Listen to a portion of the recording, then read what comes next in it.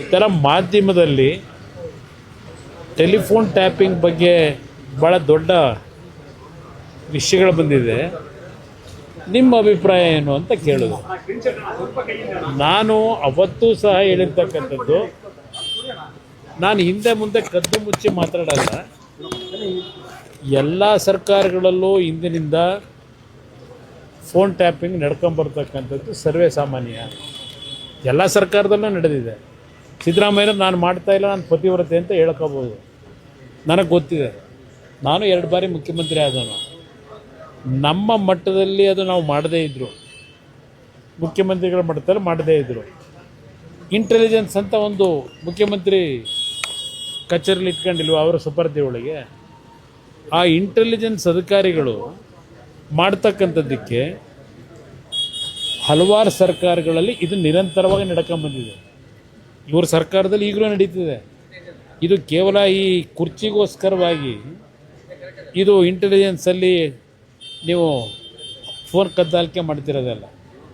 ಹಲವಾರು ವಿಷಯಗಳು ರಾಜ್ಯದಲ್ಲಿ ನಡೆಯತಕ್ಕಂಥ ಹಲವಾರು ಪ್ರಕರಣಗಳ ಬಗ್ಗೆ ಮಾಹಿತಿಗಳನ್ನು ಪಡೀಲಿಕ್ಕೆ ಪರ್ಮಿಷನ್ ತಗೊಂಡೆ ಕೆಲವು ವಿಷಯಗಳಲ್ಲಿ, ಪ್ರಕರಣಗಳಲ್ಲಿ ಇಂಟೆಲಿಜೆನ್ಸ್ ಅಧಿಕಾರಿಗಳು ಮಾಡ್ತಕ್ಕಂಥದ್ದು ಸರ್ವೇ ಸಾಮಾನ್ಯ. ನಾನು ಇದನ್ನೇ ಸತ್ಯ ಹೇಳ್ತೀನಪ್ಪ ಅಂತಕ್ಕಂಥ ಒಂದು ಹಿನ್ನೆಲೆಯಲ್ಲಿ ಹೇಳಿದ್ದೀನಿ ಅಷ್ಟೇ. ನಾನು ಮುಖ್ಯಮಂತ್ರಿ ಬಗ್ಗೆ ಆಗಲಿ ಇನ್ನೊಬ್ಬರ ಬಗ್ಗೆ ಚರ್ಚೆ ಮಾಡಿಲ್ಲ.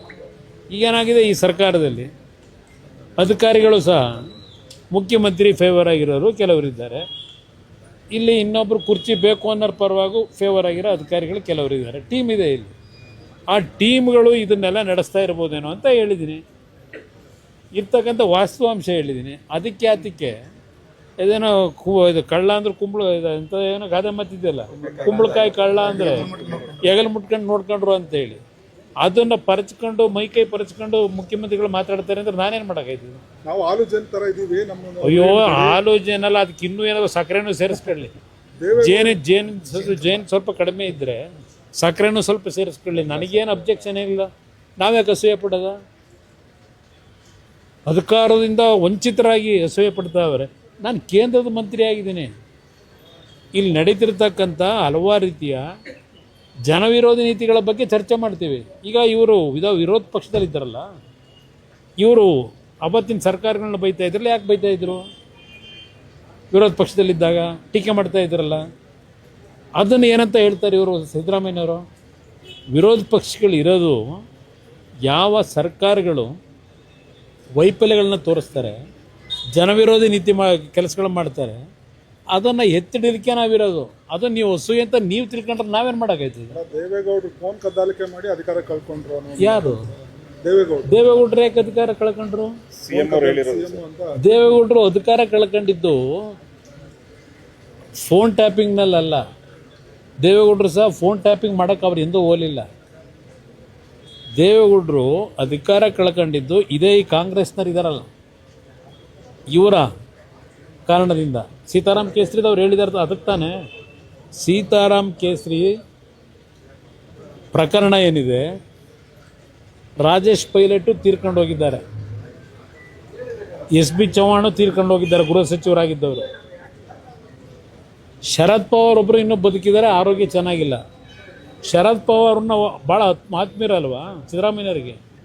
ಅವರೇನೋ ಶರದ್ ಪವಾರ್ ಹೇಳಿದ್ರಂತಲ್ಲ 2004ರಲ್ಲಿ ನಿನಗೆ ಮುಖ್ಯಮಂತ್ರಿ ಸ್ಥಾನ ಕೊಡೋಕ್ಕೆ ತಯಾರಾಗಿದ್ದರು, ದೇವೇಗೌಡರೇ ಬೇಡ ಅಂತ ಹೇಳ್ಬಿಟ್ರು ಅಂತೇಳಿ. ಭಾಳ ಆತ್ಮೀಯವಾಗಿರೋರು ಅವರು ಶರದ್ ಪವಾರ್ ಅವರು. ಶರದ್ ಪವಾರ್ ಅವ್ರನ್ನ ಹೋಗಿ ಕೇಳ್ಕೊಂಬರೋಕ್ಕೆ ಹೇಳಿ ದೇವೇಗೌಡರು ಯಾತಿಗೆ ಅಧಿಕಾರ ಕಳ್ಕೊಂಡ್ರು ಅಂತೇಳಿ. ಟೆಲಿಫೋನ್ ಟ್ಯಾಪಿಂಗ್ನಲ್ಲ ದೇವೇಗೌಡರು ಅಧಿಕಾರ ಕಳ್ಕೊಂಡಿದ್ದು. ಅಲ್ಲಿ ಅವತ್ತು ಕಾಂಗ್ರೆಸ್ ಪಕ್ಷದ ಅಧ್ಯಕ್ಷ ಚುನಾವಣೆ ಇತ್ತಲ್ಲ, ಆ ಚುನಾವಣೆ ಹಿನ್ನೆಲೆ ಒಳಗೆ ಕಾಂಗ್ರೆಸ್ನ ನಾಯಕರುಗಳು ರಾಜೇಶ್ ಪೈಲಟ್ ಇರ್ಬೋದು, ನಿಮ್ಮ ಶರದ್ ಪವಾರ್ ಇರ್ಬೋದು, ಏನೇನು ನಡೆಸೋದ್ರಾಗ ಸೀತಾರಾಮ್ ಕೇಸರಿ ಬದಲು ಅವರು ಆ ಜಾಗಕ್ಕೆ ಕೂರಬೇಕು ಅಂತ ಹೇಳಿ ಏನೇನು ನಡೀತು, ಕಾಂಗ್ರೆಸ್ ನಾಯಕರುಗಳ ಕೇಳಿ ಅವ್ರ ಬಂಡವಾಳನ ದೇವೇಗೌಡರದೆಲ್ಲ ಕೇಳಬೇಕಾಗಿರೋದು. ದೇವೇಗೌಡರು ಯಾವುದೇ ತಪ್ಪುಗಳು ಮಾಡಿಲ್ಲ ಇಲ್ಲಿವರೆಗೆ ರಾಜಕಾರಣದಲ್ಲಿ. ಅವರು ದೆಹಲಿಯಲ್ಲಿ ಮುಖ್ಯಮಂತ್ರಿ ಸ್ಥಾನ ಕಳ್ಕೊಂಬರಬೇಕಾದ್ರೆ ಹಲವಾರು ಕಾರಣಗಳಿದೆ.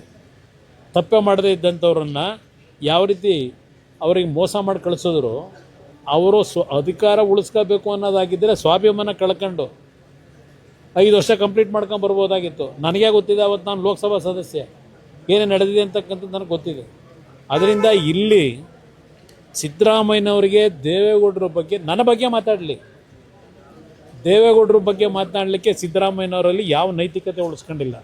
ದೇವೇಗೌಡರ ವಿಷಯದಲ್ಲಿ ಒಂದು ಸಣ್ಣ ಇಶ್ಯೂವನ್ನು ಮೇಲೆತ್ತಲಿಕ್ಕೆ ದೇವೇಗೌಡರ ಬಗ್ಗೆ ಒಂದು ಕಿಂಚಿತ್ತು ಅವರಲ್ಲಿ ನೈತಿಕತೆ ಉಳಿಸ್ಕೊಂಡಿಲ್ಲ ಅಂತಕ್ಕಂಥದ್ದನ್ನು ಅವರ ಆತ್ಮಕ್ಕೆ ಪ್ರಶ್ನೆ ಹಾಕೊಳ್ಳಿ. ಇವರು ದೇವೇಗೌಡರಿಗೆ ಯಾವ್ಯಾವ ಸಂದರ್ಭದಲ್ಲಿ ಇವ್ರು ಏನೇನು ಮಾಡ್ಕೊಂಬಂದರು ಆತ್ಮಕ್ಕೆ ಪ್ರಶ್ನೆ ಹಾಕೊಳ್ಳಿ.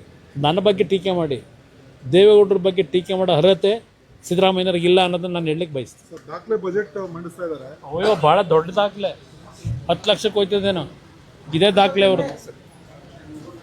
ಮುಗಿಸ್ಬಿಟ್ಟು